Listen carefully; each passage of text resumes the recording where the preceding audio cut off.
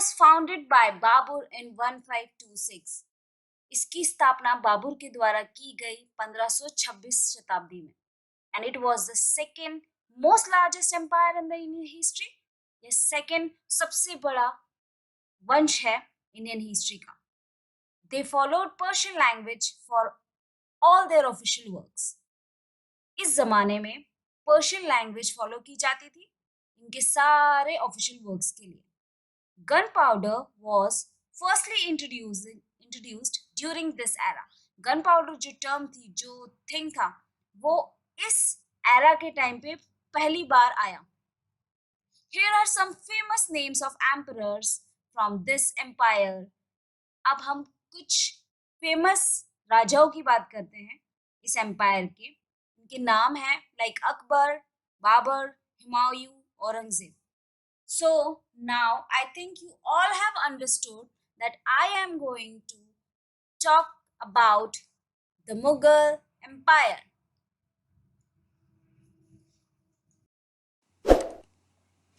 Before starting my lecture on Mughal Empire, I want you to all please hit like, subscribe and share to my video. Ruling a large territory, इतना बड़ा territory को rule करना wasn't easy because that territory was having different type of people. जिस territory में बहुत अलग अलग तरह के लोग और अलग अलग culture के लोग रहा करते थे, तो उसको rule करना wasn't extremely difficult, wasn't very easy task. बहुत ज़्यादा easy नहीं था, बहुत ज़्यादा tough था. So from the later half of the 16th century, Mughals expanded their kingdom from Agra and Delhi. Later half 16th century का अंत आने लगा था. उस टाइम पे मुगल्स ने अपना जो साम्राज्य था आगरा एंड दिल्ली से अंटिल 17th सेंचुरी के स्टार्ट तक पूरे कॉन्टिनेंट में स्प्रेड कर चुका था, कंट्रोल कर चुका था. During that time they have made few changes that outlasted for some time. कुछ ऐसे चेंजेस किए गए जो कि बहुत ही ज़्यादा समय तक के लिए चले. वही इम्पोर्टेंट चेंजेस क्या थे? दे इम्पोज्ड स्ट्रक्चर ऑफ एडमिनिस्ट्रेशन का स्ट्रक्चर उन्होंने इम्पोज किया. After that ideas of governance, government चलाने के आइडियाज़ दिए. And leaving a political legacy, एक बहुत ही ज़्यादा अच्छी पॉलिटिकल लेगेसी उन्होंने बनाई दी. ठीक है. Today, the Prime Minister of India addresses the nation of independence India from the ramparts of the Red Fort in Delhi, the residence of Mughal Empire. So rampart, what is the meaning of a rampart? Rampart का मतलब क्या होता है? Rampart means kind of a place which is actually built by putting a lot of stones or bricks, and it is a kind of a stage. ऐसी जगह जहाँ बहुत ही ज़्यादा एक ऊंचा सा स्टेज बना दिया गया हो, उसे रैम्पार्ट कहा जाता है. So here important thing is that now the red fort in Delhi was the residence of Mughal emperor. जो दिल्ली में रेड फोर्ट था वो पहले मुगल एम्परर्स का रेसिडेंस, रहने की जगह हुआ करता था. And one more question can come that where do PM addresses, what is the place on which PM addresses the India on 15th August? You can say rampart of Red Fort, that is in Delhi. Where do Red Fort exist? On which location does Red Fort exists? कहाँ पे है या located है? It is located in Delhi. Second topic now, our topic is who were the Mughals? Mughals कौन थे? Mughals कौन हुआ करते थे? So Mughals were the descendants of two great lineages of rulers. Here descendant means vanshaj, and lineages means vanshaj and lineages means वंश. ठीक है. बहुत ही ज़्यादा ग्रेट वंश हुआ करते थे, उनके वंशज थे, तो डिसेंडेंट्स को वंशज कहा जाता है. तो from the mother sides they were descendants of Genghis Khan. Genghis Khan के डेसिडेंट्स थे. अब who is Genghis Khan? Genghis Khan was the ruler who ruled over the parts of China, central Asia. ठीक है. and this much only. After that, from the father's side, Mughals were the successor थे. किसके थे? Successor means इनके दादा परदादा वगैरह. सो successor of Taimur के सक्सेसर थे. इन्होंने आगे टाइम बहुत सालों बाद तैमूर की जो जनरेशन थी उसकी जगह ली थी. सो तैमूर कौन था? Timur was the ruler of Iran, Iraq and modern day Turkey. ये इंपॉर्टेंट है. तैमूर कौन था? एक रूलर था जो कि ईरान में भी रूल किया था, इराक में भी रूल किया था, और आज जो टर्की है उस एरिया में पूरा रूल किया था. सो now one more question arise for this para, like why Mughals did not like being called as Mughals और मंगोल. मुगल्स को क्यों नहीं अच्छा लगता कि वो मुगल कहलाए जाएं या मंगोल कहलाए जाएं? Because Genghis Khan memory was associated with the massacre of innumerable people. Genghis Khan की कुछ ऐसी मेमोरी हैं जो कि बहुत ही ज़्यादा अनगिनत लोगों के एक साथ मारने से जुड़ी हुई है. ठीक है. It was also linked with Uzbeks, their Mongol competitors. Somewhere ये एक ऐसी जो स्टोरी थी ये उज्बेक्स से भी रिलेट करती है जो कि उनके मंगोल कॉम्पिटिटर्स हुआ करते थे. On the other hand, Mughals were. Now we will continue in the another page. So here this is a picture. This is a picture which shows the actually family of Mughals. So this I will be showing you. So this is a family tree of Mughals in which Taimur was the first ruler. And he ruled from 1370 to 1405. तो तैमूर ने 1370 से लेके 1405 तक rule किया. सो approx 35 years किया. After that Miran Shah was the ruler. After that Sultan Muhammad, Sultan Abu Sayyid, then Umar Sheikh Mirza was the ruler. After that Babur come and he laid the foundation of Mughal Empire. इन्होंने foundation रखी Mughal empire की and he ruled for 4 years. इन्होंने 4 साल तक राज किया, that is 1526 to 1530. ठीक है, 1526 से लेके 1530 तक राज किया. If after that Humayun came, son of Babur, and he ruled for 10 years. 10 years के लिए राज किया. Then because of some reason he defeated and after that again he came back in 1555. This is 1555 and this is 1556. So for the 1 year again he ruled, and then his son Akbar became the ruler. And from 1556 to 1605 Akbar ruled the empire, and it is not a very small duration. ये बहुत छोटा duration नहीं है किसी भी territory को rule करना. तो बहुत ही ज़्यादा ईयर्स तक के लिए अकबर ने रूल किया. ठीक है. Then Akbar son Jahangir came, that is 16. Akbar का बेटा जहांगीर आया 1605 से लेके 1627 तक. Then Shahjahan for 1627 to 1658 and last one the Aurangzeb 1658 to 1707. So this is another last duration, longer duration you can say. This is also not easy. So these are from here to here important to keep the sequence of Mughal Empire, to go to see the sequence of rulers of Mughal Empire. यहाँ से यहाँ तक आपको याद रखना है. If you want to take screenshot, you can take it also. So as Mughals did not like to be called as Mongol or Mughals, उनको Mongol या मुगल्स कहलाना अच्छा नहीं लगता था, but they were really proud to being called as the generation of Timurid. उनको Timurid ancestry पे they are actually proud of their Timurid ancestry. उनको जो उसके जो तैमूर साइड से जो रिलेटेड एंसेस्टर्स थे उन पे बहुत ही ज़्यादा गर्व था. Why? Because their Timurid ancestors had captured Delhi in 1398. उनके जो तैमूर साइड के एंसेस्टर थे, पेरेंटियल जो उनके जो यू कैन से फादर के साइड के थे, दे हैड कैप्चर्ड दिल्ली. उन्होंने दिल्ली को कैप्चर किया था 1396 में. तो दे फील सो प्राउड कि उन्होंने कैप्चर किया. fine. And about that group photograph, I have already just few seconds before, we have already discussed about the family tree of Mughals का family tree हमने पढ़ लिया regarding that. Now Mughal army on the campaign. This is a Mughal army on the campaign. See, here you can say elephants. You can see elephants, some soldiers. They are having so many horses also.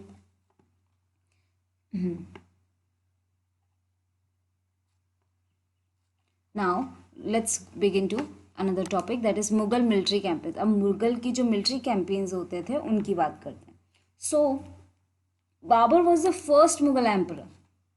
First, again important point that Mughals में Babur first Mughal emperor था who succeeded to the throne of Fargana in 1494 when he was 12 years old. सिर्फ 12 साल की उम्र में Fergana का throne को छीन के किंग बनना, and at the age of 12 years it is actually commendable.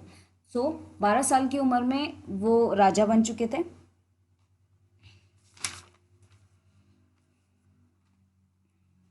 After that, due to some force from some other Mongol groups, he had to leave the throne. Mongol groups के कुछ ज़्यादा दबाव के कारण उनको अपना जो थ्रोन था छोड़ना पड़ा. ठीक है. अब Mongol group was Uzbeks. Mongol groups कौन से किन के कारण छोड़ना पड़ा था उनको? उज़्बेक्स के कारण पड़ा था. After that he went for wandering here and there and he seized Kabul in 1504. उन्होंने 1504 में काबुल को सीज किया. And in 1526 he defeated the sultan of Delhi. So most important line as per the exam purpose के लिए बहुत ही ज़्यादा ज़रूरी ये भी whatever I am putting as a star or hashtag, that is important as per the exam purpose. जो भी मैं स्टार लगा रही हूँ या हैशटैग लगा रही हूँ वो एग्जाम पर्पस के लिए बहुत इंपॉर्टेंट है. तो if you want to underline it, underline करना चाह रहे हो अंडरलाइन कर लो, खुद मेमोराइज करना चाह रहे हो मेमोराइज कर लो, एंड अगर स्क्रीनशॉट लेना चाह रहे हो स्क्रीनशॉट ले लो. It is up to you. So 1526 में इन्होंने इब्राहिम लोदी को हराया था. इब्राहिम लोदी उस टाइम पे सुल्तान था दिल्ली का. एंड ये जो लड़ाई हुई थी पानीपत में हुई थी. After that he captured Delhi and Agra. इन्होंने जो हमने अभी पढ़ा था कि at the later half of the 16th century they went capturing from Delhi to Agra, पढ़ा था वो बाबर ने किया था. सो नाउ here they are actually mentioning about table 1 charts, everything about that we will be studying in tables. Cannons were important additions in the 16th century warfare. Babur used them efficiently in the first battle of Panipat. Here one important thing is there, I think. Gunpowder technology was brought to India for warfare in 14th century. मैंने आपको starting में ही I have introduced that gunpowder first introduced during the era of Mughal Empire. इनके time पे include हुआ था, 14th century में include हुआ था. कहाँ पे फर्स्ट टाइम यूज हुई थी? It was use in Gujarat, Malwa and Deccan and was use by Babur in the early 16th century. 16th century में यूज हुआ करेगी. Now, this table 1 is the most important part of the Mughal Empire chapter. Mughal Empire chapter का बहुत important part है. We will be studying it in a very deep. जो पूरा है वो अच्छे से पढ़ेंगे. And I hope that you all will be getting a lot from this video because I have worked very hard to make it. And I have also tried to explain you in details. मैंने सारे details में आपको explain करने का सोचा है. So let's begin with the first Babur. As I have told you that he was the founder. Founder थे, इन्होंने मुगल एम्पायर की फाउंडेशन डाली थी. Defeated Ibrahim Lodi and his Afghan supporters at Panipat in 1526. After that year, suddenly एक साल के बाद इन्होंने राणा सांगा को हरा दिया. He defeated Rana Sanga, Rajput rulers and allies. जो राजपूत रूलर्स और उनकी जो ग्रुप्स थे उनको हराया खानुआ में. ठीक है. आफ्टर दैट 1528 में again 1 year. So continuously for the 3 years they had fights और वॉर्स, यू कैन से, जो भी था उन्होंने लड़ाइयाँ लड़ी. So they defeated the Rajput at Chanderi. तो 1528 में they defeated the Rajputs at Chanderi. So after all this he established control over Agra and Delhi. मरने से पहले the main thing he did that he established himself. अच्छे से establish किया Agra and Delhi में अपने आप को.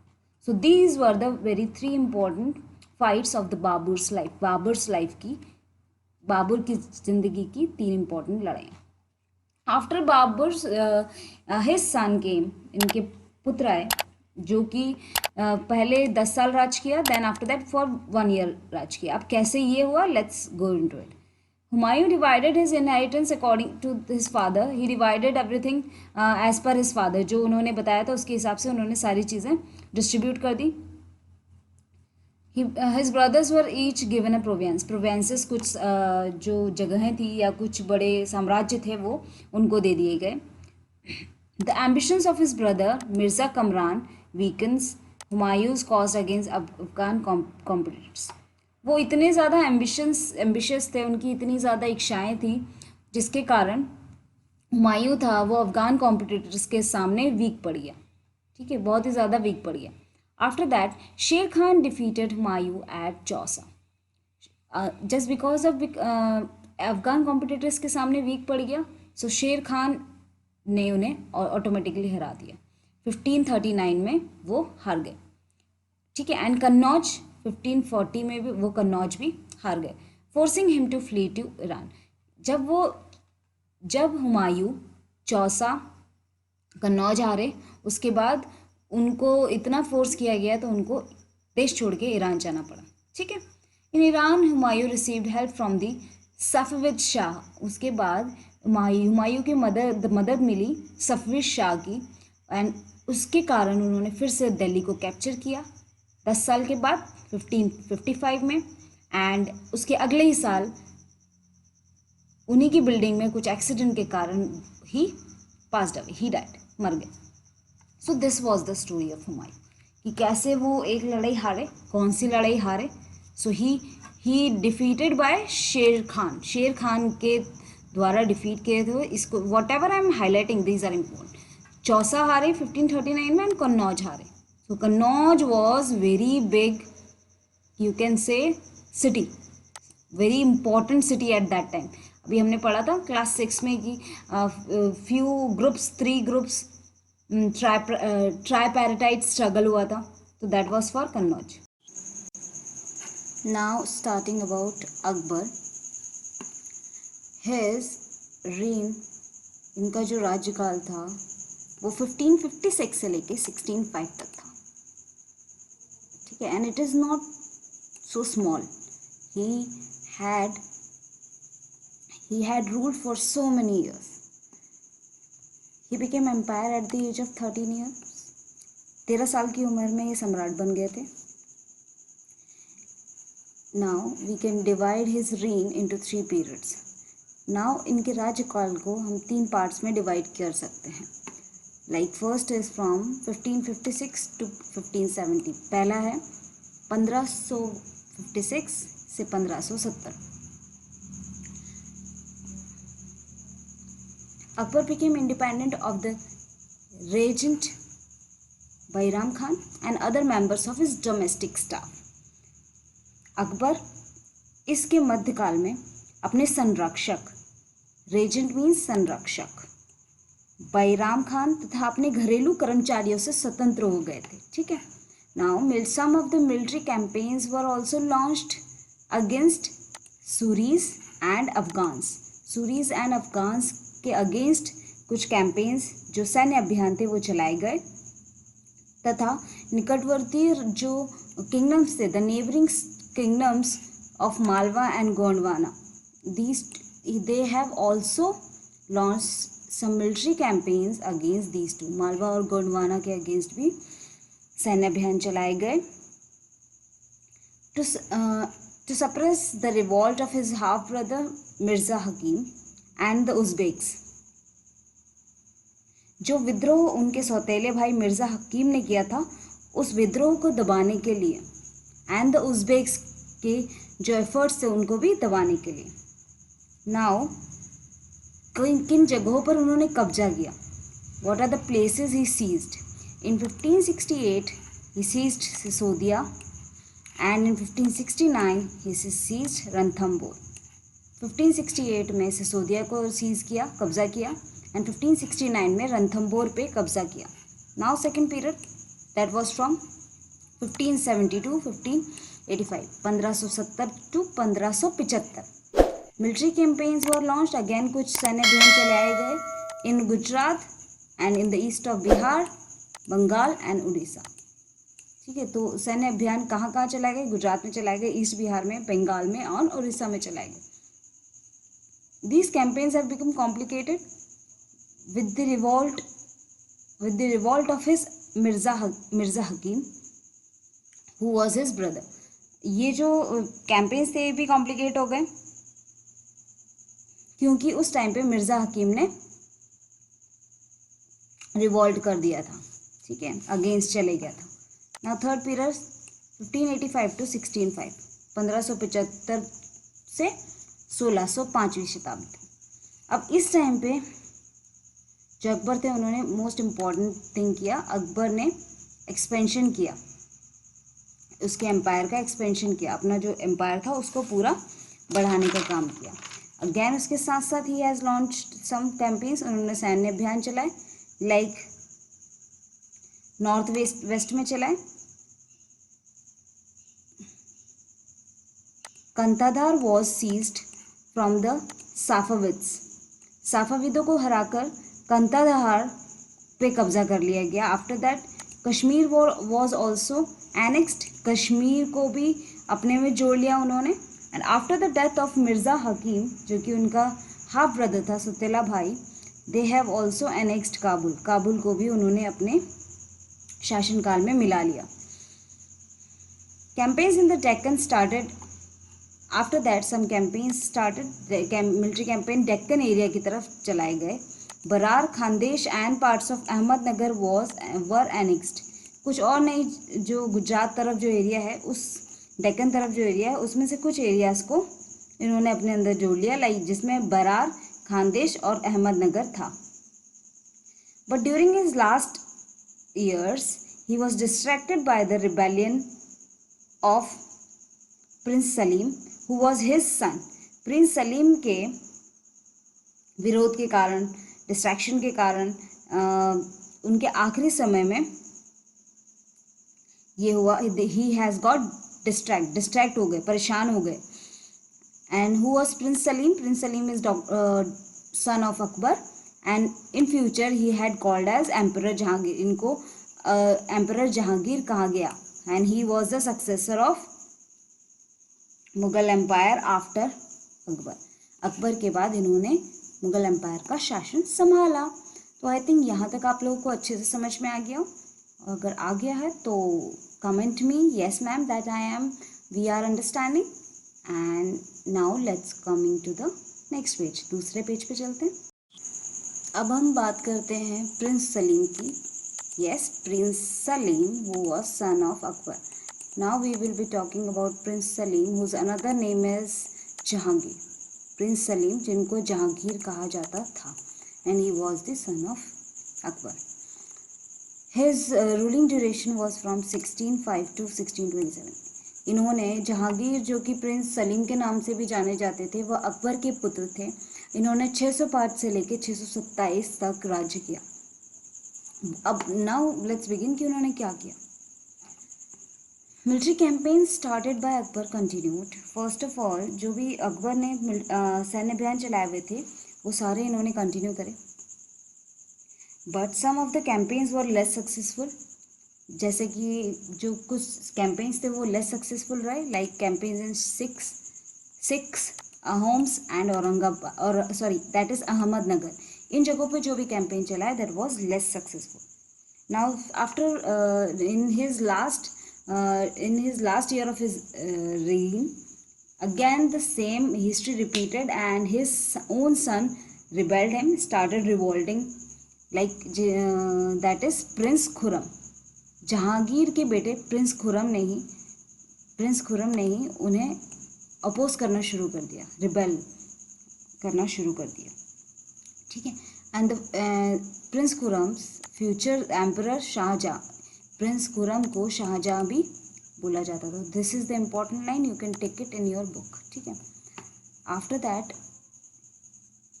Noorjahan, who was the wife of Jahangir, was also tried to marginalize him. उन्होंने चाहा कि उसको कैसे भी रोका जाए, बट शी वॉज अनसक्सेसफुल, वो उसमें सक्सेसफुल नहीं हुई।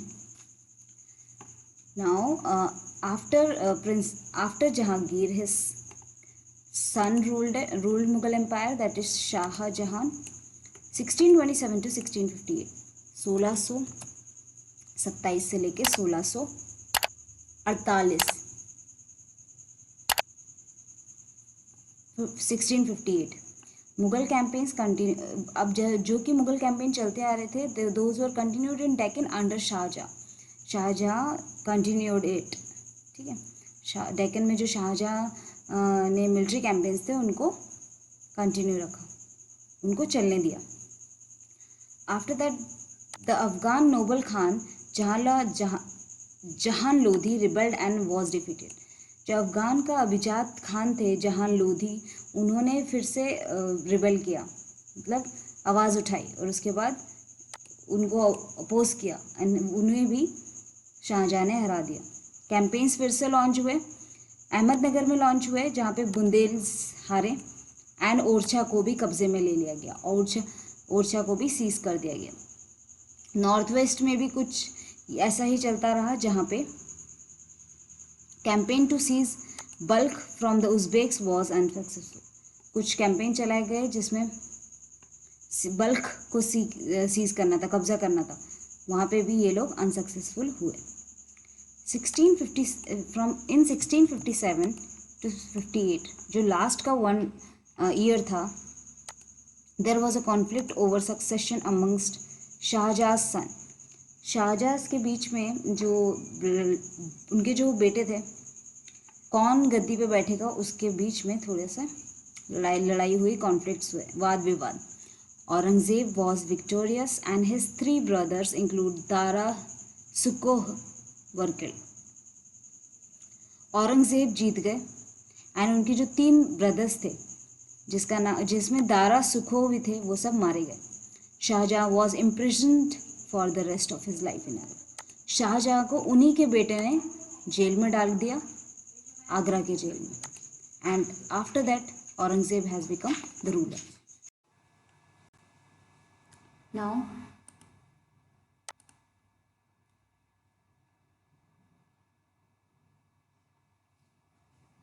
Now coming to the Aurangzeb.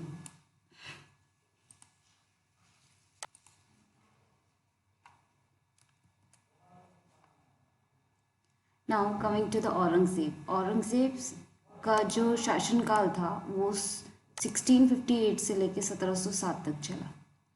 इसमें फर्स्ट बात करते हैं नॉर्थ ईस्ट की। इन the north east he defeated Ahoms in 1663, but those Ahoms again rebelled against Aurangzeb in 1680. जो नॉर्थ ईस्ट में अहोम्स हुआ करते थे वो हारे 1663 में। 1663 में हारने के बावजूद 1680 में उन्होंने फिर से विद्रोह किया औरंगजेब का। Campaign in the north west against the Yousafzai and the Sikhs वो टेम्पररी सक्सेसफुल। जो भी नॉर्थ वेस्ट में कैंपेन्स चलाए गए थे यूसुफजाई और सिख्स के अगेंस्ट, यूसुफजाई और सिख के अगेंस्ट, वो बहुत ही ज़्यादा थोड़े टाइम के लिए सक्सेसफुल रहे। After that Rathore Rajputs Marwar led to the rebellion. Rathore Rajput जो कि मारवाड़ के थे, उन्होंने भी विद्रोह शुरू कर दिया। अब वो विद्रोह का कारण ये था कि उनके जो उत्तराधिकार और उनकी जो अंदरूनी पॉलिटिक्स थी उसमें मुगल हस्तक्षेप करने लग गए थे। In against the Maratha chieftain Shivaji were initial successful. Starting में इन्होंने जो शिवाजी के अगेंस्ट चलाए वो स्टार्टिंग में सक्सेसफुल थे। औरंगजेब था, उन्होंने शिवाजी की इंसल्ट की, he insulted Shivaji. Shivaji escape from Agra and declared himself as a independent king. वहाँ से शिवाजी भाग गए, उसके बाद उन्होंने अपने आप को इंडिपेंडेंट किंग घोषित किया। And resumed his campaigns against the Mughals. उन्होंने फिर से जो अपने अभियान चल रहे थे अगेंस्ट मुगल्स वो चलाए। उसके बाद प्रिंस अकबर जो कि औरंगज़ेब के बेटे थे, उन्होंने विद्रोह किया औरंगज़ेब के अगेंस्ट। इन्होंने जब विद्रोह किया तो इनको मराठा एंड डेक्कन सुल्तान का पूरा सपोर्ट मिला। And finally he flew to Safavid Iran. तो उसके बाद ये सफविद ईरान में चले गए। After Akbar's rebellion, Aurangzeb sent armies against the Deccan Sultans. Akbar के विद्रोह के बाद औरंगज़ेब ने क्या किया, डेक्कन सल्तनत के विद्रोह में अगेंस्ट आर्मीज भेजी। क्यों? अब डेक्कन सल्तनत और मराठास ने उन्हीं के बेटे प्रिंस अकबर को सपोर्ट किया था उनके अगेंस्ट विद्रोह करने के लिए, इसलिए उन्होंने अब डेक्कन सल्तनत पे हमला करने का सोचा। उसके बाद उन्होंने बिरजापुर को 1685 में कब्जा किया एंड गोलकोंडा को 1687 में। सिर्फ बीच में एक साल आता है, पहले बिरजापुर पर कब्जा किया फिर गोलकोंडा पे कब्जा किया।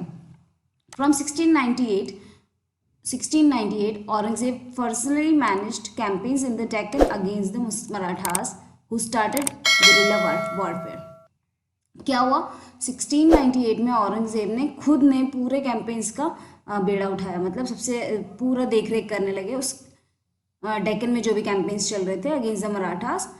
अब Marathas were the one who started guerrilla warfare, जो छोटे छोटे ग्रुप्स में आके लड़ाइयाँ, छोटे छोटे ग्रुप्स को इकट्ठे करके एक ग्रुप बनाना और फिर किसी एक बड़ी सल्तनत के अगेंस्ट लड़ाई करना, that is a guerrilla warfare. Aurangzeb also had to face the rebellion in the north India of the Sikhs. अब क्या हुआ, उस टाइम पे जो नॉर्थ इंडिया के पूरे सिख थे, जाट थे और सतनामीज थे, उन्होंने भी विद्रोह शुरू कर दिया। एंड नॉर्थ ईस्ट में जो अहोम्स थे और डेक्कन्स थे, डेक्कन में जो मराठास थे, उन्होंने भी विद्रोह कर दिया। तो अप्रॉक्स मतलब आसपास के जितने लोग होते उन्होंने विद्रोह करना शुरू कर दिया। His death was followed by succession conflict among his sons. अब उनकी मौत हुई, बट उसके बाद उनका उत्तराधिकारी कौन बनेगा, उसके लिए उनके बेटों में लड़ाइयाँ झगड़े होने लगे। Now let's talk about the military campaigns under Akbar and Aurangzeb. अब इस मैप में जो ये बताया गया है जितने भी मिलिट्री कैंपेन्स चले थे अकबर और जो औरंगजेब ने चलाए थे वो सारे military campaigns. So first of all see the boundary, it is approximately capturing the little bit of Afghanistan, then complete India, then southeast part little bit, then complete Gujarat, coming to the Gujarat and little bit of Maharashtra and little bit of Madhya Pradesh. So these were the boundaries that time, including southeast also. सो अब what were the traditions of succession, उत्तराधिकार के लिए कैसे जो tradition थे वो follow किए जाते थे वो पढ़ेंगे। So first of all there are two inheritance kind of systems, दो सिस्टम हुआ करते थे। First is primogeniture and another is coparcenary, primogeniture and coparcenary. So Mughal did not believe in the rule of primogeniture. Mughals believe ही नहीं करते थे primogeniture as a kind of a system, जिसमें where the eldest son inherited the father state, जहाँ पे सबसे बड़े ही बच्चे को, बड़े ही लड़के को पूरी सत्ता मिलती थी फादर की। प्रिमोजेनिचर इन हिंदी इज ज्येष्ठाधिकार, ठीक है। ज्येष्ठाधिकार पे मुगल्स बिलीव नहीं करते थे, जबकि वो बिलीव करते थे तैमुरिद कस्टम ऑफ कोपैसनरी इनहेरिटेंस, ठीक है। कोपैसनरी इनहेरिटेंस पे वो बिलीव करते थे, जिसमें there will be a division of inheritance among all the sons, जहाँ पे फादर की जो पूरी प्रॉपर्टी होगी, पूरा स्टेट होगा, पूरा राज्य होगा, वो सारे उसके बेटों में डिवाइड कर दिया जाएगा। So let's see this part also, this is important. Mother of Jahangir was a Kachhwaha princess, daughter of a Rajput ruler Amber. तो जो जहांगीर की मदर थी वो एक कछवाहा प्रिंसेस थी and daughter of Rajput ruler Amber की बेटी थी उस टाइम। नाउ वो जगह मॉडर्न डे जयपुर है। शाहजहां की जो मदर थी was a Rathore princess and daughter of a Rajput ruler Marwar. तो जो राजपूत रूलर थे मारवाड़ के, जो आज का जोधपुर कहलाता है, उस रूलर की जो बेटी थी वह शाहजहां की वाइफ थी, और सॉरी वह शाहजहां की मदर थी। सो इससे हमें पता चलता है कि उस टाइम पे हमारे बहुत सारे राजाओं ने जस्ट बिकॉज उनकी पावर देख के, मतलब मुगल्स की पावर देख के, and to receive the high positions, हमारे उनकी जो डॉटर्स थी उनकी मुगल फैमिलीज में मैरिज करवा दी थी। So this shows that many of the Rajput rulers have married their daughters into Mughal families to receive high position in the authority. But many of them has resisted also. But कुछ ने उस time पे इसका विद्रोह भी किया था, मतलब इसको नहीं भी माना था। ठीक है, तो Mughal relation with other ruler, Mughal campaign constantly against ruler who refuse to accept the authority. उन्हीं के अगेंस्ट हुआ करते थे जो उनकी सत्ता को मानते नहीं थे। But as the Mughal become powerful, many other ruler also join them voluntary. जब मुगल सत्ता बहुत ही ज़्यादा पावरफुल बन गए, बहुत ही ज़्यादा पावर आ गई उनके पास, ठीक है, बहुत ही ज़्यादा पावर आ गई, तो उसके बाद दूसरे रूलर्स ने उनको ईजिली आके ज्वाइन करना शुरू कर दिया, है ना, खुद से आके उनको ज्वाइन करना शुरू कर दिया। And here is example that is of Rajput. They may have married their daughters into Mughal families to receive the higher positions and some of them resisted also। बहुत अच्छा एग्जाम्पल है कि राजपूत उस टाइम पे राजपूतों ने अपनी बेटियों की शादी मुगल फैमिलीज में करवा दी, जिससे कि उनको हाई, मतलब बहुत ही ज़्यादा उच्च पद मिल सके। और कुछ उस टाइम पे जो राजपूत रूलर्स थे उन्होंने इसका विद्रोह भी किया। नाउ अब एक एग्जाम्पल है सिसोदिया राजपूत, जो कि मेवाड़ के हुआ करते थे। उन्होंने मुगल की जो सत्ता थी उनको बहुत लंबे समय तक एक्सेप्ट करने से मना किया। एक बार हारने के बाद भी बहुत ही ज़्यादा अच्छे तरीके से मुगल्स ने उन्हें ट्रीट किया। मुगल्स ने उन्हीं का लैंड उन्हें वापस कर दिया जिसको उन्होंने वतन कहा, और उन्हीं के जो असाइनमेंट्स, उसी से रिलेटेड, लैंड से रिलेटेड जो चीज़ें असाइनमेंट चल रही थी उनको वापस कर दी सब कुछ, ठीक है, जिसे उन्होंने वतन जागीर कहा। ठीक है, मतलब ऑब्वियसली जो लैंड उन्होंने वापस करा, उसको वापस करने के बाद उस लैंड को बोला वतन Jahangir. Now the careful balance between the defeating but not the humiliating their opponents enabled the Mughals to extend their influence। अब ऑब्वियसली मुगल्स हराते रहे, ठीक है, बट ह्यूमिलेट नहीं करते थे, उनको इंसल्ट नहीं करते थे, उनको परेशान नहीं करते थे। इसके कारण जो मुगल्स थे उनकी जो इन्फ्लुएंसिंग पावर थी, मतलब लोगों को जो हैरान करके छोड़ देना कि यार हमें हराने के बाद भी चीज़ें वापस कर दी, तो इसके कारण उनका जो पूरा दायरा था मुगल्स का वो बढ़ता गया अच्छे वे में। ठीक है, तो here now let's understand in English। Sisodia Rajputs of Mewar actually did not wanted to accept the Mughal authority once they have already defeated by Mughals, and but after defeating also they have treated honorably by the Mughals, and after defeating also Mughals gave their land back as assignments and called it Watan Jahangir। And because of this behavior of kindness towards their opponent enables the Mughals to extend their influence over the kings and the chieftains। Fine. Now moving on the another topic, that is Mansabdar and Jagirdars। जैसे जैसे शासन, जैसे जैसे साम्राज्य बढ़ता गया बहुत ही ज़्यादा डिफरेंट जगहों पे, उसी के कारण बहुत सारी नई भर्तियां करनी पड़ गई अलग अलग ओहदे के लिए। ठीक है,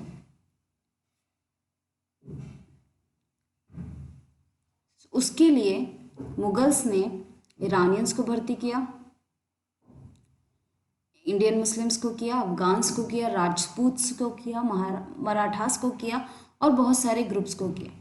बट अब उनमें से जिन्होंने भी मुगल सर्विस को ज्वाइन किया उन्हीं को उन्होंने नाम दे दिया मनसाबदार। सो मनसाबदार, हु वर मनसाबदार्स? मनसाबदार्स कौन थे?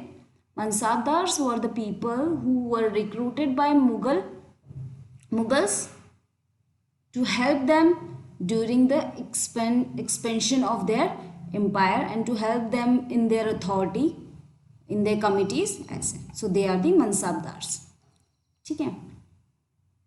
And those people were Iranian, Indian Muslims, Afghans, Rajputs, Marathas and other groups who joined Mughal services. Now who joined? Those people were mansabdars. Now what is the meaning of mansabdar? Let's see to it. Mansabdar का meaning क्या होता है? कि ऐसा बंदा जो कि एक मनसाब को होल्ड करता है. मनसाब मीन्स एक पोजीशन, ठीक है, या rank. Mansabdar means an individual who holds an mansab which means a position और a rank. It was a grading system used by Mughals to fix. एक grading system kind of Mughals ने फिक्स किया. ठीक है, फिक्स क्या फिक्स करने के लिए? क्या ग्रेडिंग सिस्टम? रैंक बताने के लिए, सैलरी बताने के लिए एंड मिलिट्री रिस्पॉन्सिबिलिटीज बताने के लिए ग्रेडिंग सिस्टम किया. ग्रेडिंग सिस्टम लाइक रैंक के लिए ए, सैलरी के लिए बी, मिलिट्री के लिए C, kind of. This was not actual, असली नहीं था. बट अब पढ़ते असली क्या था. Rank and salary were determined by a numerical value called zat. अब रैंक और सैलरी के लिए जात नाम दिया. क्या दिया? रैंक एंड सैलरी के लिए जात. The higher the zat, the more prestigious was the noble position in the court and the larger his salary. अगर जात ज़्यादा है, ठीक है, जात उसकी अगर ज़्यादा है तो उसकी कोर्ट में जो पोजीशन होगी वो भी ज़्यादा होगी और उसकी सैलरी भी ज़्यादा होगी. ठीक है. Mansabdars military responsibilities require him to maintain a specified number of sawar और कैवलरी मैन. नाउ मनसाबदार की रिस्पॉन्सिबिलिटी ये थी कि उन्हें ये मेंटेन करके रखना है, ये रख रखाव करना है कि कितने सवार हैं या कैवलरी मैन है. सवार मीन्स घुड़सवार काइंड ऑफ. उनके आसपास उनके एरिया में कितने सवार हैं. Now the mansabdar brought his cavalry man for review, got them registered, their horses branded and they receive money to pay them as a salary. यह मनसबदार की रिस्पॉन्सिबिलिटी थी कि वो अपने घुड़सवार को रिव्यू के लिए लेके आए, उसको रजिस्टर करें, मतलब उसका नाम पंजीकृत करवाए. उसके बाद जो उसका हॉर्स है वो उसके बारे में देखे और उसकी जो सैलरी है वो ले और फिर उसके बाद उस कैवलरी मैन को दे. Mansabdar receives the salaries as revenue assignments called jagirs. Mansabdars को जो सैलरीज मिली करती थी एज रेवेन्यू असाइनमेंट्स, उसको जागीर्स बोला जाता था. It was somewhat like iqtas. जो हमने इक्तास पढ़ा था, इक्तादर्स पढ़ा था, ये उसी की तरह थोड़ा बहुत है. बट अनलाइक मुक्तिस, मुक्तिस का मनसाबदार से कोई वो नहीं है. ठीक है, कोई रिलेशन नहीं है. Most mansabdars did not actually reside in और एडमिनिस्टर देयर जागीर्स. बहुत ही ज़्यादा जो कुछ मोस्टली जो मनसबदार्स हुआ करते थे वो एक ही जगह पे नहीं रहते थे और एक ही जगह पे रह के एडमिनिस्टर नहीं करते थे, या जागीर नहीं रह के एडमिनिस्टर नहीं करते थे. They only had right to the revenue of their assignments which was collected for them by the servants. तो वो क्या करते थे? जो रेवेन्यू वहाँ से उनकी जो जागीर से जो उनको रेवेन्यू कलेक्ट करना होता था, वो रेवेन्यू कलेक्ट करना ही उनका राइट है. अब वो रेवेन्यू चाहे वो खुद कलेक्ट करें या उनके सर्वेंट से कराएं, तो ऐसा कुछ नहीं है कि लाइक इसको ऐसे एक एग्जाम्पल समझते हैं. For example this is a area. ठीक है, ठीक है. अब यहाँ पे मनसबदार नो नीड, मतलब देयर इज नो, मनसबदार को कोई ज़रूरत नहीं है कि वो यहीं पे ही रहेगा. He can send his servants also. Servants को यहाँ पे पहुँचा के ईजिली जो होता है सैलरी कलेक्ट करवा सकता है. ठीक है, तो दिस वॉज डिफरेंट. ये यहाँ पे दिस वॉज डिफरेंट. ये इसको mansabdar rights to revenue of their assignments while was collected for them by their servants for this. Now here we can see the picture where mansabdars on the march with the सवार्स. देख सकते हैं कि एक जो मनसबदार है वो उसके दूसरे घुड़सवार के साथ जा रहा है. ठीक है. अब क्या हुआ, जो अकबर का समय था उस टाइम पे जागीर्स को बहुत अच्छे से केयरफुली असेस किया जाता था, जिसके कारण जो जागीर थी उस एरिया की जो जागीर बना करती थी वो मनसबदार की सैलरी के बराबर ही बने, इतना मेक श्योर किया जाता था. बट औरंगज़ेब के टाइम के, औरंगज़ेब के राजकाल में आते आते काफ़ी चीज़ें बदल चुकी थी.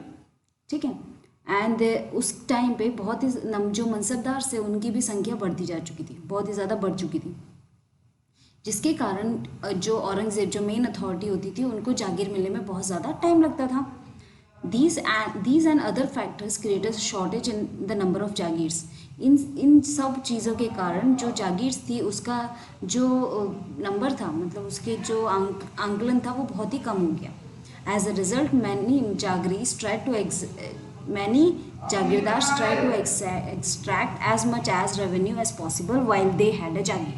जिसके कारण जो जागीरदार हुआ करते थे, जो मनसबदार हुआ करते थे उनको वो सोचते थे कि जब तक वो वहाँ उस एरिया में है वो बहुत ज़्यादा जागीर बना ले. जागीर मतलब आप सोच सकते हो कि यहाँ पर पैसों की बात हो रही है, indirectly they are talking about money, revenue की बात हो रही है. ठीक है.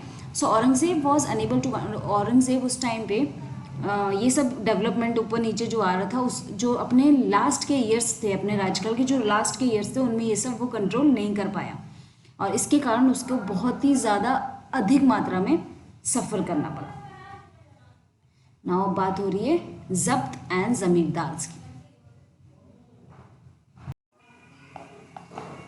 Now coming to another topic that is zabt and zamindars. Zabt and zamindars कौन थे? The main source of income available in Mughal rulers was on the tax produced of the peasantry. तो जो भी मेन सोर्स पैसे कहाँ से आते थे? पीजेंट्री, जो फार्मर्स होते थे जो प्रोड्यूस करते थे उस पर जो टैक्स लगता था, that was a main source, उसी से उनको पैसा आता था. तो इनडायरेक्टली ये याद रखो, जो फार्मर्स थे उनसे जो टैक्स होता था उस पर मुगल्स डिपेंड करते थे. ठीक है, Mughal rulers. In most places, peasants paid taxes through the rural elites. अब रूरल एलाइट्स मतलब जो हायर अथॉरिटी हुआ करती थी उस टाइम की, उसके थ्रू मुगल रूलर्स को जाता था टैक्स. ठीक है.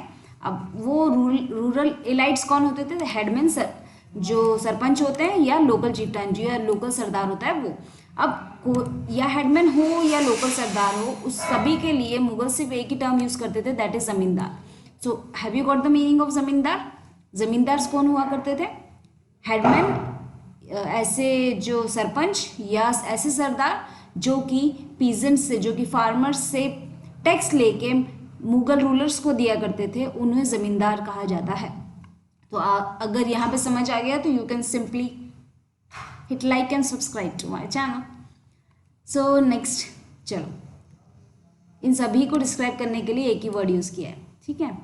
अकबर रेवेन्यू मिनिस्टर, उस टाइम पे जो अकबर के रेवेन्यू मिनिस्टर थे टोडरमल, उन्होंने एक केयरफुल सर्वे किया पूरी क्रॉप यील्ड्स पे, उनकी प्राइसेस पे, जो खेती लगाएंगे या जो लगाएंगे उनके खेत में जिनकी प्राइसेस, कितना एरिया लगेगा, कितना सिंचाई होगी, कितना इरिगेशन होगा, उस सब के हिसाब से 10 ईयर का उन्होंने कुछ बनाया, केयरफुल सर्वे किया.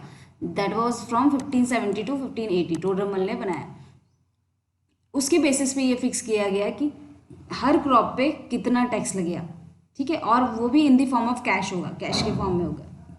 उन्होंने फिर क्या किया, उन्होंने हर प्रांत को डिवाइड किया, उनको अलग से अपना रेवेन्यू सर्कल दे दिया. ठीक है. और उनको अपना एक शेड्यूल दे दिया और उनको अपने रेवेन्यू रेट्स दे दिए अलग अलग क्रॉप के लिए. मतलब अलग अलग, फॉर एग्जांपल एक क्रॉप है वीट.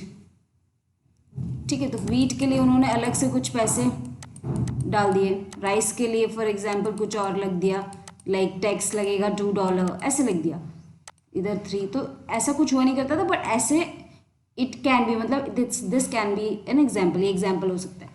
सो एक जो रेवेन्यू सिस्टम बनाया, उस सिस्टम को कहा जाता था जब्त, उसको कहा जाता था जब्त. तो it was a prevalent in those areas where Mughal administration could survey them. अब कहाँ कहाँ पे ये लागू हुआ? जहाँ पे जो उनके हायर अथॉरिटी के जो एडमिनिस्ट्रेटर्स हुआ करते थे वो उनके लैंड को सर्वे कर सकते थे, बस वहाँ पे ये लागू हुआ. अब क्या हुआ, ये जो था जो सिस्टम था जब्त सिस्टम, ठीक है, रेवेन्यू कलेक्शन सिस्टम था, वो जो प्रोविंस ऐसे प्रांतों में पॉसिबल नहीं था जैसे कि गुजरात और बंगाल. ठीक है. अब in some areas the zamindars exercise a great deal of power. कहीं कहीं पे इनकी पावर बहुत ज़्यादा होती थी. The exploitation of Mughal administrators could drive them to rebellion. जो मुगल एडमिनिस्ट्रेशंस का जो इतना ज़्यादा प्रताड़ित करना था, ठीक है, जिस उसके कारण कभी कभी जो ज़मींदार थे वो विद्रोह भी कर दिया करते थे। Sometimes zamindars and peasants of the same caste allied in the rebellion against Mughal authority. कभी कभी ज़मींदार फार्मर्स के साथ मिलके एक संगठन बना के उन विद्रोह कर देते मुगल सत्ता के against. These peasants' revolts challenged the stability of Mughal Empire from the end of the 17th century। इसी के कारण जो हमारे मुगल एम्पायर का जो स्टेबिलिटी थी 17th सेंचुरी में, उसमें एक रिवॉल्ट आया, एक चेंज आया, बहुत बड़ा चेंज आया। तो here this is important. 17th century के चेंजेस में मोस्ट इम्पॉर्टेंट नहीं लो, you can add on this read by yourself, Akbarnama and Ain-e-Akbari। Akbar receiving the Akbarnama from Abul Fazl. ठीक है, तो अकबर ले रहे हैं अबुल फजल से Akbarnama. Akbarnama is Abul Fazl wrote a 3-volume history of Akbar reign। Okay, no, don't read by yourself, I am teaching you। Abul Fazl wrote 3-volume history of Akbar reign। Akbar के कार्यकाल की किताब लिखी थी जिसको उन्होंने अकबरनामा नाम दिया था। ठीक है, किसने लिखी थी? अबुल फजल ने लिखी थी, अगेन इम्पोर्टेंट, जिसको उन्होंने अकबरनामा नाम दे दिया गया, जिसमें अकबर के बारे में सब कुछ दिया था। इसमें मोस्ट इंटरेस्टिंग एस्पेक्ट था एक आईने अकबरी, जिसके अंदर स्टैटिक्स डिटेल्स दी थी उस टाइम की जो अकबर ने लागू करी थी during the crop seeds prices and wages of revenue. मतलब it is a kind of zabt उस टाइप पे लगा था, तो उसका भी वर्णन इस आईने अकबरी इस पार्ट में है। Now closer look to Akbar policy. Akbar की नीतियों पे एक क्लोजर लुक, क्या क्या था। Broad features of administrations were laid down by Akbar were elaborately discussed by Abul Fazl in his book Akbarnama, in particular in the last volume, that is आईने अकबरी। तो सबसे ज़्यादा अकबरनामा इस बुक रिलेटेड विद अकबर लिखी किसने? अबुल फजल ने लिखी है। उनकी जो पॉलिसीज़ के बारे में, ठीक है, उनके बारे में जो पूरी एडमिनिस्ट्रेशन थी अकबर की, उसके बारे में उसकी लास्ट वॉल्यूम में दिया गया है, जिसका नाम है Ain-i Akbari. Ain-i Akbar is a last volume of Akbarnama. Abul Fazl explain the empire was divided into provinces called subas. जो एम्पायर था पूरा, उसको छोटे छोटे पार्ट्स में डिवाइड किया गया था। For example this is empire, इसको छोटे छोटे पार्ट में डिवाइड किया गया था, ठीक है, and you can say provinces में डिवाइड किया, और इनको they have given name that is suba. Subas नाम दे दिया इन्हें, सूबा होते ना, सूबाज। नाउ गवर्नड बाय, इनको गवर्न कौन करते थे? सूबेदार किया करते थे। That is subadar. सूबेदार इनको गवर्न किया करते थे, हेड। अब the responsibility of subadars are who carried out both political and military function. Political and military functions जो भी हुआ करते थे, राजनीति या जो मिलिट्री फंक्शंस हुआ करते थे, उनको चलाना। हर प्रोविंस के अंदर उनका एक फाइनेंशियल ऑफिसर हुआ करता था, फाइनेंशियल ऑफिसर, ठीक है। फाइनेंशियल ऑफिसर को क्या बोला जाता था उस टाइम पे? उनके दीवान बोला जाता था, उनको बोला जाता था दीवान। यहाँ तक समझ आ रहा है तो हिट लाइक, एंड नहीं आ रहा है तो भी hit like. For the maintenance of peace and order in his province, the सूबेदार was supported by other officers। अब उस एरिया में, उस प्रोविंस में शांति बनाए रखना, ठीक है, पीस बनाए रखना, लॉ एंड ऑर्डर बनाए रखना, तो सूबेदार को दूसरे ऑफिसर्स का भी सपोर्ट हुआ करता था। सो वित्तीय अधिकारी को वहाँ पे एडमिनिस्टर करने के लिए कुछ लोगों का मदद दी जाती थी, लाइक मिलिट्री पे मास्टर बख्शी हुआ करता था। तो ये आपको याद रखना है। एनीबडी कैन आस्क की during the Mughal empire what was the another name for military pay masters, तो ऐसे आ सकते हैं। तो बख्शी बोला जाता था। For religious and charitable patronage minister को सदर बोला जाता था, मिलिट्री कमांडर्स को फौजदार एंड द टाउन पुलिस को कोतवाल। तो ये आपको याद रखना, don't mess with this terminology is important, ठीक है, तो इसको याद रखो। Now coming to the another one, Akbar's nobles commanded large army and had access to large amount of revenues. Akbar nobles की बात हो रही है, nobles means the authority people, people who ऐसे लोग जो बड़ी बड़ी पोजीशंस पे बैठा करते थे, वो सब की बात हो रही है। वो लार्ज आर्मीज को कमांड करते थे और उसके थ्रू बहुत ही ज़्यादा अच्छा रेवेन्यू असेस करते थे, देख पाते थे, ठीक है। while they were loyal, the empire functioned efficiently, but by the end the 17th century में noble had built independent networks of their own. At the time that they were very loyal, बहुत ही ज़्यादा अपनी सत्ता के साथ में थे, वो बहुत ही ज़्यादा लॉयल थे। बट आप 17th सेंचुरी के टाइम पे जैसे ही जागीरदार्स ने थोड़ा सा मिसबिहेव, थोड़ा सा चेंज किया था, वैसे ही यहाँ पे जो अकबर के नोबल्स हैं 17th सेंचुरी में कुछ घपला वपला करना शुरू कर दिया था, उन्होंने अपने खुद के नेटवर्क्स बनाने शुरू कर दिए थे।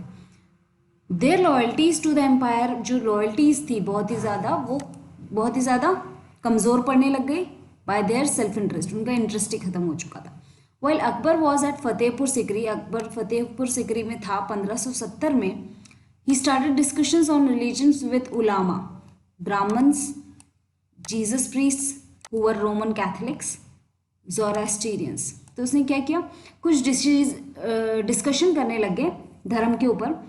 उसने उलामा, ब्राह्मणास, जीसस प्रीस्ट्स जिनको रोमन कैथलिक कहा जाता था, और ज़ोरास्ट्रियंस को भी इस डिस्कशन में इंक्लूड किया। This discussion took place in इबादत खाना, जो डिस्कशन हुआ वो उस जगह पे हुआ, कहाँ पे हुआ, उस जगह को बोलते हैं इबादत खाना। तो ये आपको याद रखना है। He was interested in religion and social custom of different people, उसको बहुत ज़्यादा अच्छा लगता था, उसको बहुत ज़्यादा सोशल कस्टम में इंटरेस्ट था। आफ्टर दूसरे जो रिलीजन पीपल थे उनके साथ बातें करके उसने ये रियलाइज़ करा कि जो रिलीजियस स्कॉलर्स होते हैं, जो लीडर्स होते हैं हमारे रिलीजन के, वह रीति तथा मतान्धता, रीति that is ritual and dogma पे बहुत ही ज़्यादा बल देते हैं, एंड बहुत ही ज़्यादा मतलब वर ऑफन बाय गॉड्स, जो कि कट्टरपंथी होते हैं। तो ये अकबर को पता चला। हेयर डॉगमा मीन्स मताधनता एंड बाय बिगॉड्स मीन्स कट्टा। Their teachings created division and disharmony amongst his subjects. तो इन्हीं की जो टीचिंग होती है वो डिविजन कर सकती हैं, लोगों को अलग अलग विभाजित कर सकती हैं, एंड डिसहार्मनी वो लोगों के बीच में ला सकती हैं।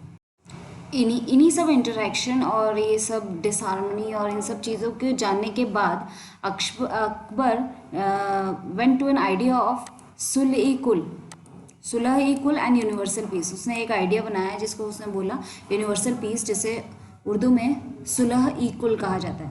The idea of tolerance did not discriminate between people of different religion in his rule. यह जो आइडिया था वो लोगों को बांटता नहीं था उनके रिलीजन के बेसिस पे, ठीक है। यह जो आइडिया था sulh-i-kul did not discriminate people on the basis of their religion in his रिल, ठीक है। रिल means his reign means his empire. Instead it focused on the system of ethics. अब universal peace, what is the meaning of universal peace when it relates to Mughal empire? Mughal empire से जब universal peace relate करता है तो उसका मतलब क्या है? It means a system of ethics, honesty, justice, peace. तो ये पूरा यूनिवर्सल पीस का मीनिंग है ड्यूरिंग द अकबर्स रिंग, अकबर्स के शासनकाल के टाइम पे। दैट वॉज यूनिवर्सली एप्लीकेबल हो गया। Abul Fazl who was the writer of Akbarnama, Abul Fazl जिन्होंने अकबरनामा किताब लिखी थी जो कि अकबर की लाइफ में लिखी गई थी, जिसका आखिरी वॉल्यूम को बोला जाता है, क्या बोला जाता है? I simply mentioned it just few minutes ago. Comment me down about that, what is the name of his last volume. उनकी आखिरी जो किताब की जो वॉल्यूम था उसका नाम क्या था? Abul Fazl help Akbar in framing a vision of government. Abul Fazl ने बहुत ही ज़्यादा मदद की थी कि सत्ता कहाँ पे लेके जानी है, क्या आखिरी डेस्टिनेशन होगा उसका, उसके बारे में। Around this idea of sulh kul, ठीक है। This principle of governments was followed by Jahangir and Shahjahan. अब अकबर के बेटे जहांगीर ने भी यही फॉलो किया एंड शाहजहाँ ने भी यही फॉलो किया। अकबर के बेटे जहांगीर ने फॉलो किया एंड शाहजहाँ जो कि जहांगीर के बेटे थे उन्होंने भी ये फॉलो किया। Now again my question is that what is the another name of Jahangir and Shahjahan, comment me down. Jahangir और शाहजहाँ का असली नाम क्या था वो आप मुझे कमेंट में बताइए। जैसा कि हमने अभी पढ़ा था कि कुछ पीजेंट्स ने बैकस्टैप किया था एंड जागीरदार्स ने भी किया था during their collection revenue collection, ठीक है। तो वो जिसके कारण 17th सेंचुरी के आखिरी में ये सब हुआ एंड जो अकबर की सत्ता थी वो बहुत ज़्यादा वीकन हो गई, ठीक है। So the administration and military efficiency of Mughal empire led to the great economic and commercial prosperity. इतना अच्छा एडमिनिस्ट्रेशन था, बहुत ही ज़्यादा इफेक्टिवली जो सेना का नेतृत्व था बहुत ज़्यादा अच्छे से हो रहा था, जिसके कारण आर्थिक एंड कमर्शियल प्रॉस्पेरिटी बहुत अच्छे से होने लगी, ठीक है। सो 17th सेंचुरी में चेंजेस अगर आ जाते हैं गुड चेंजेस में, ठीक है, गुड चेंजेस, ठीक है। मैं आप first point you can write this 17th century Mughal empire. International traveller describe it as the fabled land of wealth. जो इंटरनेशनल ट्रैवलर्स हुआ करते थे वो एक ऐसे इसको बोलने लगे कि ये एक ऐसा लैंड है जिसमें बहुत ही ज़्यादा पैसा है। But these same visitors were also appalled at the state of poverty that existed side by side with the great opulence.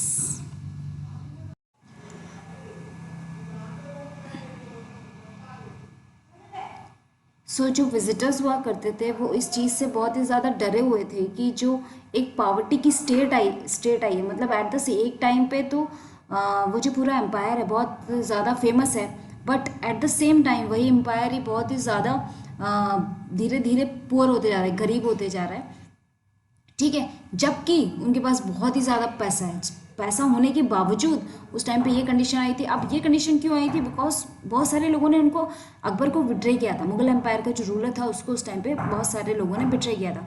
Betray करने के बाद जो मनी था वो मेन अथॉरिटी के पास जा ही नहीं रहा था। That is the reason this horrified situation have cost, बहुत ही ज़्यादा डरावनी सिचुएशन आ चुकी थी। द इनइक्वालिटी वर ग्लेरिंग, ठीक है, द इनइक्वालिटीज़ वर ग्लेरिंग। उस टाइम पे जो इनइक्वालिटी थी वो बढ़ती जा रही थी। Documents from the 20th year of शाहजहाँ's reign इन्फॉर्म अस, जब कुछ डॉक्यूमेंट मिले शाहजहाँ के जो शासनकाल थे उसके, उन्होंने बताया कि highest ranking mansabdars were only 445 in the number out of total 8000, ठीक है। जो हाईएस्ट रैंकिंग वाले जो मनसबदार्स हुआ करते थे वो 445 थे, ओनली 445 थे 8000 में से, ठीक है। This small number a mere 5.6% of the total number of mansabdar. तो ये कितना था? सिर्फ 5.6% था पूरे मनसबदारों का टोटल में से। एंड ये जो 445 जो मेन हाई रैंकिंग वाले होते थे receive 61.5% of the total estimated revenue of the empire as salaries. अब सिर्फ इतने ही, मतलब 61.5% ही सैलरी इन मनसबदारों को मिली जाती थी और उनके ट्रूपर्स को मिलती थी। The Mughal emperor and their mansabdar spend a great deal of their income in salaries and goods. बहुत ही ज़्यादा अच्छे से जो मुगल एम्पर थे और मनसबदार से उन्होंने बहुत ही ज़्यादा अच्छी डील स्पेंड करी अपनी सैलरीज से और अपनी चीज़ों से। This expenditure benefits the artisans and peasantry who supplied them with goods and produces. Obviously अब जब पैसा खर्च करेंगे तो जो उनसे पैसा खरीद रहा है या जो उनको कुछ दे रहा है और उसके एक्सचेंज में उसको पैसा मिल रहा है, सो आर्टिसंस एंड पीजेंट्री थे उनको बहुत ही ज़्यादा अच्छा खासा बेनिफिट हो गया था। But the scale of revenue collection left very little for the investment in the hands of primary producers. वो जो प्राइमरी प्रोड्यूसर्स होते थे, जो मेन कल्टिवेटर्स होते थे, जो मेन प्रोड्यूसर्स होते थे, उनके पास हाथ में कुछ ज़्यादा कुछ बचता नहीं था, जैसे कि पीजेंट्स एंड आर्टिसंस में, ठीक है। रेवेन्यू कलेक्शन का कुछ भी नहीं मिलता था, उन्हें सिर्फ वो पैसा मिलता था जो उनसे खरीदता था, वो वाला पैसा। The poorest among them lived from hand to mouth and they could hardly consider investing in additional resource. ठीक है। तो जो पुअरेस्ट हुआ करते थे वो ज़्यादा ही बहुत ही कम अपना पैसा कहीं इन्वेस्ट कर पाते थे, टूल्स में सप्लाई में भी ज़्यादा इन्वेस्ट नहीं कर पाते थे बिकॉज उतना मिलता नहीं था। एंड अब ज़्यादा अच्छे रिसोर्सेज नहीं होंगे तो उसके कारण उनकी जो प्रोडक्टिविटी थी वो भी कुछ ज़्यादा इंक्रीज नहीं हुआ करती थी। The wealthier peasantry and artisanal groups, the merchants, bankers profited in this economic war। But कुछ जो peasants थे, जो आर्टिसनल ग्रुप थे, वो बहुत ही ज़्यादा अच्छे से अच्छा खासा प्रॉफिट लेके इस इकोनॉमिक वर्ल्ड में सर्वाइव कर रहे थे। The enormous wealth and resources commanded by the Mughal elite made them an extreme powerful group of people in the late 17 years। अब जो बैकस्टेप कर रहे थे वो तो बहुत ही ज़्यादा पैसे वाले बन चुके थे। As the authority of Mughal emperor slowly declined, his servants emerged as a powerful center of power in the region। अब उनके जो सर्वेंट जो ऑलरेडी पैसा लेके बहुत ज़्यादा रिच बन चुके हैं, they have emerged as a powerful center of power। बहुत ज़्यादा पैसे के साथ बहुत ज़्यादा पावरफुल सेंटर्स की तरह उभर के आए। They constituted new dynasties and held a command of provinces. अब उन्होंने नई नई डायनेस्टी बनाए, नए नए शासन बनाए, जिसमें कि हैदराबाद आता है और अवध आता है। ठीक है, तो हैदराबाद एंड अवध की ओरिजिन देखो कहाँ से होती है। They were kind of you can say servants of Mughal empire. Although they continue to recognise the Mughal emperor in Delhi as their master. उन्होंने ये दिमाग में रखा कि जो मुगल एम्पर दिल्ली में था वो उनका मास्टर है। By the 18th century, the provinces of the empire had consolidated their independent political identities। अब 18th century आया, जो अब प्रांत थे पूरे, उन्होंने अपने शासन की और ज़्यादा पावरफुल बनाना शुरू कर दिया और अपनी अलग अलग इंडिपेंडेंट पॉलिटिकल आइडेंटिटीज़ बनाना शुरू कर दिया। इसके बारे में will be reading in the chapter 10 for more. Now here I am leaving this small portion for all of you out there and completing this long chapter about the Mughal empires। यहाँ पे मैं अपना chapter close करती हूँ and I wish you all a very good luck for your examination। and if my videos are helping you, let me know in the comments। अगर आपके लिए मेरी वीडियोस काम आ रही हैं तो let me know in comments and help me to hit 500 subscriber. अगर आप सब्सक्राइब करेंगे तो मेरे 500 सब्सक्राइबर बहुत जल्दी हो जाएंगे and I will be very thankful. बहुत ही ज़्यादा धन्यवाद। Thank you so much.